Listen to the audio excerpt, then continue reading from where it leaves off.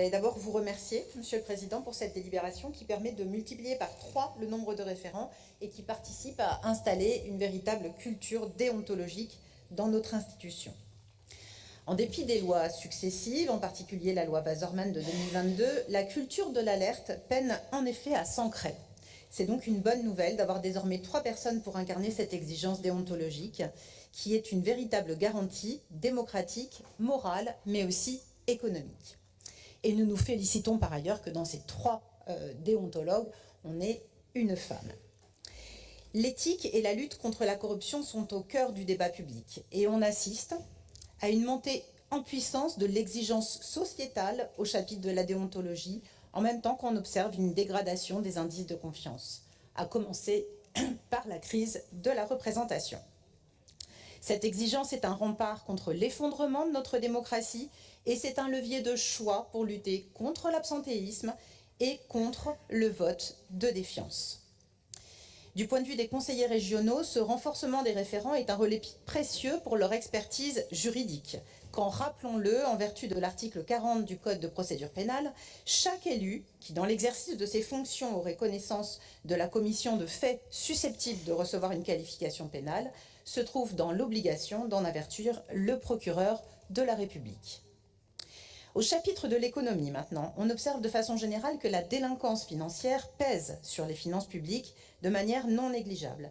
Et le rapport sénatorial, publié en juin dernier, insiste sur ce coût de la corruption.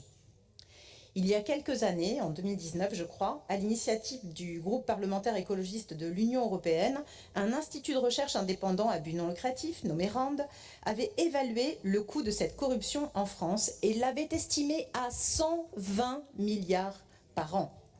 Un chiffre intéressant à rappeler quand tout le monde recherche des recettes pour construire le PLF 2026. Pour notre région, notons que l'association Transparency International, à laquelle nous adhérons, plaide depuis de nombreuses années pour la publication des agendas des élus à la tête des exécutifs, afin de donner, à retracer en toute transparence, les influences exercées par les représentants d'intérêts. Une proposition intéressante, validée par plusieurs métropoles volontaristes, une mesure préventive qui a le mérite de la transparence. Restent quelques questions cependant auxquelles cette délibération ne répond pas. L'installation d'un collège rend obligatoire, c'est la loi, la rédaction d'un rapport annuel des activités. Est-il prévu, comme dans la région Grand Est par exemple, de transmettre aux conseillers régionaux, sous la forme d'une délibération, en plénière ou en commission permanente, l'inventaire, on va dire, de cette activité annuelle pour prendre acte?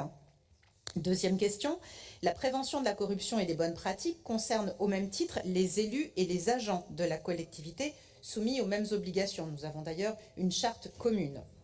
Pourquoi ne sont-ils pas concernés par l'installation de ce collège? Dans la procédure interne de recueil et de traitement des signalements des lanceurs d'alerte, par exemple, il pourrait y avoir un intérêt à confier à l'intelligence collective et non pas à un seul déontologue l'appréciation de la pertinence d'une enquête ou de recevabilité d'un signalement. Les associations anti-corruption comme l'AFA s'inquiètent également de la mobilité publique-privée des agents qu'ils évaluent à 10 000 par an en France. Je vais répondre également à notre proposition de vote sur l'amendement du Rassemblement national parce qu'à la lecture de leur amendement, je dois vous avouer que je suis abasourdie par la dissonance cognitive qui m'empêche d'accéder au sens de cet amendement.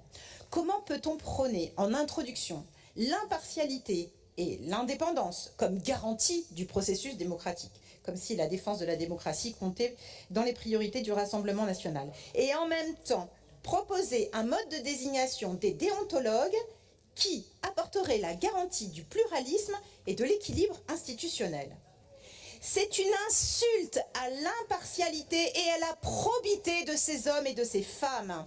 Et c'est également une insulte au processus démocratique dans son ensemble. Cette proposition traduit une méconnaissance absolue de l'exigence démocratique. Le non-sens ne s'arrête pas là. Un peu plus loin, vous osez demander un plafonnement des heures de réunion des déontologues, niant les bénéfices de la collégialité quand il s'agit de rendre des avis et des conseils aux lanceurs d'alerte. Vous lire confirme que nous avons toutes et tous collectivement intérêt à monter en puissance sur la culture déontologique et sur les exigences d'intégrité, de probité et d'impartialité.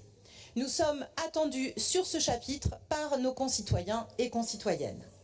Notez bien que si un comité d'éthique ou un groupe de travail était mis en place pour initier un plan anti-corruption ou bien une cartographie des risques, notre groupe serait volontaire pour l'intégrer et apporter sa contribution. Et vous aurez deviné que nous voterons contre l'amendement hallucinant proposé par le Rassemblement national qui est une insulte à la logique humaine.